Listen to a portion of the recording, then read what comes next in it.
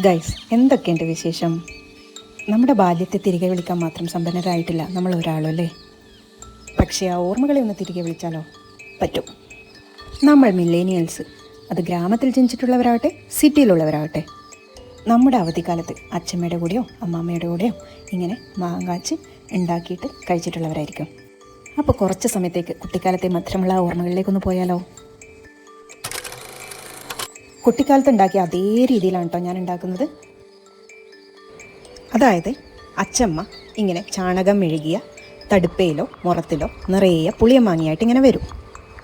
അച്ചമ്മ കുറച്ച് കർക്കശക്കാരിയാണ് കേട്ടോ. എന്നെ ഒന്നിലും പങ്കെടുപ്പിക്കില്ല, ചുമ്മാ അങ്ങ് നോക്കി നിന്നോളണം. പക്ഷേങ്കിൽ എനിക്കും അതുപോലെ തന്നെ ഉണ്ടാക്കണമെന്നുണ്ട്. വാശി പിടിച്ച കറിയുമ്പോൾ പിന്നെ അച്ചമ്മ കുറച്ച് പുളിയമാങ്ങ എടുത്ത് എനിക്ക് കയ്യിൽ തരും. എന്നിട്ട് ഈ പുളിയമാങ്ങ അച്ചമ്മ നല്ല ഉരലിലിട്ടിട്ട് ഒലക്ക കൊണ്ട് ഇങ്ങനെ കുത്തും. ആ സമയത്ത് ഞാൻ ചെറിയ ആട്ടമ്മി ഉണ്ടാവില്ലേ, പണ്ടത്തെ കാലത്ത് അരി അരക്കുന്നത്, ആ അമ്മിയിൽ മാങ്ങ ഇട്ടിട്ട് ഒരു കമ്പി കൊണ്ട് ഇങ്ങനെ കുത്തും. എന്നിട്ട് ഇതുപോലെ അങ്ങ് പിഴിഞ്ഞ് ഒരു പാത്രത്തിലേക്ക് എടുക്കും. അതിന് ശേഷം ഇതിന് അച്ചമ്മ പുളിയമാങ്ങ മാത്രമേ എടുക്കാറുള്ളൂ കേട്ടോ. കാരണം മധുരമുള്ള മാങ്ങയൊക്കെ നമ്മളെല്ലാവരും തിന്നും. അതുപോലെ തന്നെ കറി ഉണ്ടാക്കും, മാങ്ങാ പെരക്കുണ്ടാക്കും. മാങ്ങാക്കാലത്ത് മാങ്ങാത്തടി എന്ന് പറഞ്ഞിട്ടൊരു സംഭവമുണ്ട്. അതായത് മാങ്ങാക്കാലത്ത് ഭയങ്കരമായിട്ട് ആൾക്കാർ തടിക്കും. ചക്കത്തടി, മാങ്ങത്തടി എന്നൊക്കെ പറയും അന്നത്തെ കാലത്ത്. പക്ഷേ ഈ പുളിയമാങ്ങ അധികം ആൾക്കാർ തിന്നില്ല. പിന്നെ ദിവസവും ഒരു കൂട്ടം നിറയെ പുളിയമാങ്ങ താഴെ വീഴും. അപ്പോൾ ഈ പുളിയമാങ്ങയൊക്കെ എങ്ങനെ പ്രിസർവ് ചെയ്തിട്ട് ഒന്നുപോലും പാഴാക്കാതെ മഴക്കാലത്തേക്ക് സൂക്ഷിച്ച് വെക്കുന്ന അന്നത്തെ അച്ചമ്മമാരുടെ രഹസ്യമാണ്, അല്ലെങ്കിൽ ട്രിക്കാണ് ഇത്. അപ്പോൾ അച്ചമ്മ 2 തരത്തിൽ മാങ്ങാച്ചുണ്ടാക്കും. ഒന്ന് വലിയ പായയിലുണ്ടാക്കും, പിന്നെ ആ പായയിൽ തേച്ചതിന് ശേഷം ബാക്കിയുള്ളത് ഇതുപോലുള്ള കവുങ്ങിൻ്റെ പാളയിലുണ്ടാക്കും. എനിക്ക് അച്ചമ്മയുടെ പോലത്തെ പായ തരും തോന്നുന്നുണ്ടോ? അപ്പോൾ അച്ചമ്മ എനിക്ക് വേണ്ടിയിട്ട് ഇതുപോലുള്ളൊരു ചെറിയ പാള മാത്രമേ തരുള്ളൂ. പായയും പിന്നെ അതിൽ ബാക്കി വരുന്ന ഇത് വേറൊരു പാളയിലും അച്ചമ്മയാക്കും. ഞാൻ ഈ വെറും പാളയിൽ മാത്രം ആക്കും. ബാക്കി വരുന്ന ഈ പൾപ്പ് ഞാനൊരു പ്ലേറ്റിലേക്ക് ഇതുപോലെ ഇങ്ങനെ ഒഴിച്ചു വെക്കുവാണ് കേട്ടോ. അന്നത്തെ കാലത്ത് പ്ലേറ്റിൽ ഉണ്ടാക്കിയിട്ടേ കാണാറില്ല. അപ്പം ഞാൻ അച്ഛനോട് ഇപ്പോൾ ചോദിച്ചു, ഇതെന്തുകൊണ്ടാണ് ഇങ്ങനെ അന്നത്തെ കാലത്ത് പ്ലേറ്റിൽ ഉണ്ടാക്കാത്തതെന്ന്. അപ്പോൾ പറഞ്ഞാൽ അന്നത്തെ കാലത്ത് അങ്ങനെ പ്ലേറ്റൊന്നും അധികം, അച്ചമ്മയുടെ കാലത്തൊക്കെ പ്ലേറ്റൊന്നും അധികം അവർ യൂസ് ചെയ്യാറില്ല. മണ്ണിൻ്റെ പ്ലേറ്റൊക്കെയാണ്, ഇതുപോലത്തെ സ്റ്റീലിൻ്റെ പ്ലേറ്റൊന്നും ഉണ്ടാകാറില്ല. അതുപോലെ തന്നെ ഈ പായയിലും പാളയിലും ഉണ്ടാക്കിയാൽ വരുന്ന അത്ര പെർഫെക്ഷനും രുചിയും ഒരിക്കലും പ്ലേറ്റിൽ വരില്ല എന്നാണ് അവർ പറഞ്ഞത്. അതുകൊണ്ടാണ് അവർ ഇങ്ങനെ പാളയിലും പായയിലും ഉണ്ടാക്കുന്നത്. അപ്പോൾ ഇപ്പോൾ ബാക്കി വന്നത് ഞാൻ കുറച്ച് പ്ലേറ്റിലേക്ക് മാറ്റിയിട്ട് ഒഴിച്ചു വെക്കുന്നുണ്ട് കേട്ടോ. അപ്പോൾ നമുക്ക് 2 രീതിയിലും ഉണ്ടാക്കി നോക്കാം. അതുപോലെ തന്നെ ചില ആൾക്കാർ ഇതിൽ ഉപ്പ്, കുറച്ച് കുരുമുളക് അതൊക്കെ ഇടുന്നു. പക്ഷേ അച്ചമ്മ അങ്ങനെ ഒന്നും ഇടാറില്ല. അച്ചമ്മ ഉണ്ടാക്കിയതിന് ശേഷം കുറച്ച് എടുത്തിട്ട് വേണമെങ്കിൽ ഉപ്പിൻ്റെ കൂടെയും പെപ്പറിൻ്റെ കൂടെയൊക്കെ ആക്കിയിട്ട് ഇടിച്ചിട്ടൊക്കെ കഴിക്കുന്നു. അപ്പോൾ ഇങ്ങനെ നമ്മൾ നന്നായിട്ട് തേച്ചിട്ട് വെച്ചിട്ടുണ്ട്. എന്നിട്ട് അന്ന് മുഴുവൻ വെയിലത്ത് ഉണക്കിയതിന് ശേഷം രാത്രി നന്നായിട്ട് കടലാസിൽ പൊതിഞ്ഞിട്ട് വെക്കുക. പിറ്റേ ദിവസവും ഇതുപോലെ തന്നെ അതിലേക്കാക്കിയിട്ട് വെയിലത്ത് വെക്കുക. അപ്പോൾ ഇത് കണ്ടപ്പോഴേ ഞാൻ വിചാരിച്ചു, എനിക്കാകെ ഒരാഴ്ചത്തെ ലീവ് മാത്രമേ ഉള്ളൂ.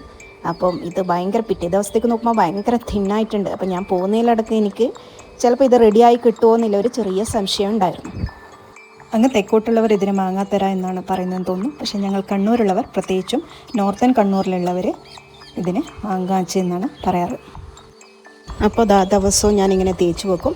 എന്നിട്ട് വൈകുന്നേരം ആകുമ്പോൾ എടുത്ത് വെക്കുമ്പോൾ നമ്മൾ പേപ്പറിൽ മൂടിയിട്ട് നന്നായിട്ട് കവർ ചെയ്തിട്ട് വെക്കണം. അല്ലെങ്കിൽ ചിലപ്പോൾ രാത്രി എന്തെങ്കിലും പ്രാണികളോ, കാരണം മധുരം ആയതുകൊണ്ടേ പിന്നെ നമുക്ക് വയറുവേദനയൊക്കെ വന്നിട്ട് മാങ്ങാച്ചിന് കുറ്റം പറഞ്ഞിട്ട് കാര്യമില്ല. അത് ചിലപ്പോൾ എന്തെങ്കിലും ഇഴജന്തുക്കൾ എന്തെങ്കിലും വന്നിട്ടായിരിക്കും.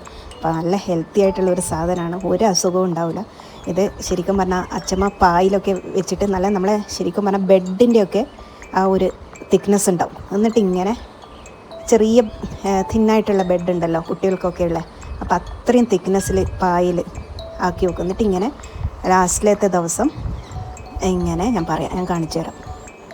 ഇതിപ്പോൾ 7ാമത്തെ ദിവസമാണ്, അതായത് ഏപ്രിൽ 3. അപ്പോൾ ഇന്നത്തെ ദിവസം ഞാനിങ്ങനെ ഇത് പൊളിച്ചെടുക്കുവാണ്, മെല്ലെ ഇളക്കിയെടുക്കുവാണ് കേട്ടോ. ഇത് നന്നായിട്ട് ഇളകി വരുന്നുണ്ട്. നമ്മൾ കാണുമ്പോൾ ഓർക്കും ഇത് ഫ്ലാറ്റ് ഒന്നല്ലല്ലോ, അതുകൊണ്ട് തന്നെ ഇത് ഇളക്കിയെടുക്കാൻ ഭയങ്കര ബുദ്ധിമുട്ടായിരിക്കുന്നു. പക്ഷേ അല്ല, ഭയങ്കര ഈസിയാണ് ഇതെടുക്കാൻ. മാർച്ചിലെ ചൂടും പായയുടെയും പാളയുടെയും ആ രുചിയും നമ്മളിങ്ങനെ ഇളക്കിയെടുക്കുവാണ്. നോക്കിയേ എന്ത് നന്നായിട്ടാണ് ഇത് വരുന്നത്. ഞാൻ പിന്നെ ഇത് പൊട്ടിപ്പോവോന്ന് ഓർത്തിട്ടേ ഞാൻ പിന്നെയും മെല്ലെ എടുക്കുന്നതാണ്. പക്ഷേ ഇത് സ്പീഡിൽ ഇങ്ങനെ എടുക്കാൻ പറ്റും. അപ്പോൾ നാട്ടിലുള്ളവർ, അല്ലെങ്കിൽ നാട്ടിൽ കുറച്ചധികം ദിവസത്തേക്ക് പോയിട്ടുള്ളവരാണെങ്കിൽ ഇതുപോലെ പാളയിൽ അല്ലെങ്കിൽ പായയിൽ തന്നെ ഉണ്ടാക്കാൻ ശ്രമിക്കുക. കാരണം ആ പാളയുടെ ടേസ്റ്റും കൂടി വരണം, അപ്പോഴാണ് അത് ശരിക്കും നല്ല ടേസ്റ്റ് വരുന്നത്. അതിനിടയ്ക്കേ കൊതിമൂത്ത് ഞാൻ സൈഡിലുള്ളതൊക്കെ എടുത്ത് പറിച്ച് തിന്നു, അത്രയും തിന്നായിട്ട് പോലും. എൻ്റെ അമ്മ എന്തൊരു ടേസ്റ്റാണെന്നറിയാം. ഞങ്ങളിത് ഉണ്ടാക്കി കഴിഞ്ഞിട്ട് അരമണിക്കൂർ കൊണ്ട് തന്നെ ഇത് തീർന്നു. ഒരു മഴക്കാലത്തേക്കും വെക്കാനില്ല. പക്ഷേ അച്ചമ്മ ഉണ്ടാക്കിക്കഴിഞ്ഞാൽ ഒരു മഴക്കാലമല്ല, അടുത്ത മഴക്കാലം വരെ നിൽക്കും. അച്ചമ്മ പല പായ്കളിലായിട്ട് മാർച്ചിൽ ഒരു സെറ്റ്, ഏപ്രിലിൽ ഒരു സെറ്റ്, മെയ്യിൽ വേറൊരു സെറ്റ്. കാരണം ഏപ്രിൽ പകുതിയൊക്കെ ആകുമ്പോൾ ചിലപ്പോൾ വേനൽ മഴയൊക്കെ വന്നിട്ട് അതിൻ്റെ ടെക്സ്ചറൊക്കെ മാറും. അപ്പോൾ മാർച്ചിൽ ഉണ്ടാക്കുന്നതിൻ്റെ അത്ര രുചി ചിലപ്പോൾ ഏപ്രിലിൽ ഉണ്ടാവില്ല, ചിലപ്പം മെയ്യിൽ അതിനേക്കാൾ ചിലപ്പോൾ രുചി കുറവായിരിക്കും. അങ്ങനെയൊക്കെ ഉണ്ട്. അപ്പോൾ അത് കഴിഞ്ഞിട്ട് ഇതുപോലെ തിരച്ചിട്ട് പത്തായത്തിൻ്റെ ഉള്ളിൽ വെക്കും. എന്നിട്ട് കുറച്ചായിട്ട് എടുത്തിട്ട് ഉപ്പും കുരുമുളകൊക്കെ എടുത്തിട്ട് ഇടിച്ചിട്ട് കഴിക്കും, ഉണ്ട പോലെയാക്കിയിട്ട് കഴിക്കും. പിന്നെ ഇത് തനിയെ എടുത്ത് കഴിക്കും. ഇതൊക്കെയാണ് പഴയ ആൾക്കാരുടെ സ്നാക്സ് മഴക്കാലത്ത്. ഇനി നമുക്ക് പ്ലേറ്റിലും കൂടി നമ്മൾ ആക്കി വെച്ചിട്ടുണ്ടല്ലോ, അപ്പം അത് ഞാൻ ആദ്യമായിട്ടാണ് ഉണ്ടാക്കുന്നത്. അപ്പോൾ അത് എങ്ങനെയാണെന്ന് നോക്കാം. ഇതിൽ ഞാൻ എണ്ണയൊന്നും തടവിയിട്ടില്ല കേട്ടോ, കാരണം അതിൻ്റെ ടേസ്റ്റ് വന്നിട്ട് അതിൻ്റെ ആ തനത് രുചി പോകണ്ടെന്ന് കരുതി ഞാൻ അച്ചമ്മ ഉണ്ടാക്കുന്ന അതേ രീതിയിൽ ഞാൻ പ്ലേറ്റിൽ ഉണ്ടാക്കാൻ ഒന്ന് ശ്രമിക്കുകയാണ് കേട്ടോ. നമുക്ക് നോക്കാം അത് ഇളകി വരുന്നുണ്ടോ എങ്ങനെയാണെന്നുള്ളത്. അതുപോലെ ഇതിൻ്റെ കളർ കണ്ടോ, ഈ ഡാർക്ക് ബ്രൗൺ ആണ് വെയിലത്ത് ഉണങ്ങിക്കഴിഞ്ഞാൽ ഉണ്ടാവുക. ഇതാണ് അതിൻ്റെ ഒരു ശരി പാകം എന്ന് പറയുന്നത് കേട്ടോ.